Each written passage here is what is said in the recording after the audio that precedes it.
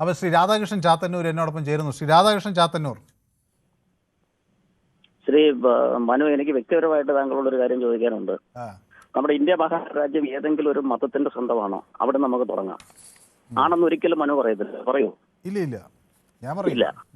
അപ്പോൾ നമുക്ക് ഇതിനകത്ത് ഞാനൊരു ഇടതുപക്ഷക്കാരനാണ്. ഇത് നേരത്തെ ഒരു സ്ത്രീ പറഞ്ഞു, അവർക്ക് പെണ്ണുങ്ങളിൽ അവർക്ക് പരിമിതി കുറവാണ്. ഞങ്ങൾക്ക് ഇപ്പൊ ഇടതുപക്ഷക്കാരൻ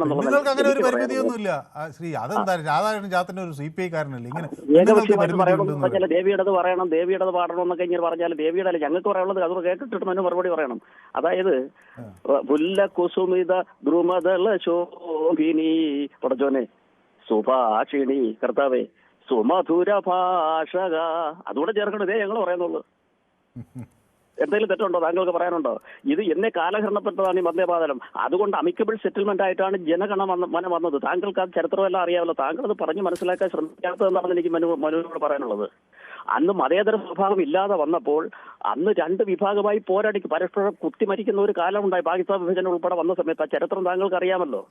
ഞാൻ പറഞ്ഞത് ഇത് ഒരു തർക്കമുണ്ടായി. 1937 കോൺഗ്രസ് വർക്കിംഗ് കമ്മിറ്റി ഒരു റെസൊല്യൂഷനുമായി വരികയാണ്. അതാണ് ഞാൻ വിശദീകരിച്ചത്. ടാഗോറുമായി ചർച്ച ചെയ്യുന്നു, പണ്ഡിറ്റ് നെഹ്റു സുഭാഷ് ബോസുമായി ചർച്ച ചെയ്യുന്നു, മൗലാന അബുൽ കലാം ആസാദുമായി ചർച്ച ചെയ്യുന്നു. അങ്ങനെ ഇത് ആദ്യത്തെ 2 ഭാഗം എടുക്കാം എന്നൊരു നിലപാടിലേക്ക് വരുന്നു. ഇതെന്തുകൊണ്ട് കഴിഞ്ഞ 10 വർഷം ഈ വിഷയം നമ്മളെ അസംബ്ലിയിൽ ഉണ്ടായില്ലല്ലോ?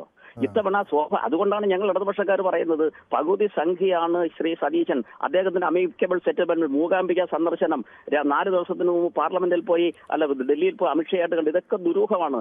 ഈ 4 വരി പോലും പാടില്ലെന്നാണ് ഞങ്ങളുടെ ഇടതുപക്ഷക്കാരുടെ അഭിപ്രായം. 4 വരി എങ്ങനെ പാടണം? അങ്ങനെ പറയുന്നത് നമ്മുടെ നമ്മളിപ്പോ ഇതിനെ ഒരു നാഷണൽ ഓണർ എന്ന നിലയിൽ അംഗീകരിച്ചിട്ടുള്ള ഒരു ഗാനമാണ്. ആ വരി ആദ്യം തൊട്ടേ ഹിന്ദുമയമാണ്. വന്ദേ മാതരം എന്ന് തുടങ്ങുന്ന ആദ്യം മുതൽ തന്നെ ഹിന്ദുമയമാണ്. മുസ്ലിമിലോ ക്രിസ്ത്യാനിലോ ആ ഒരു ഭാഷയില്ല.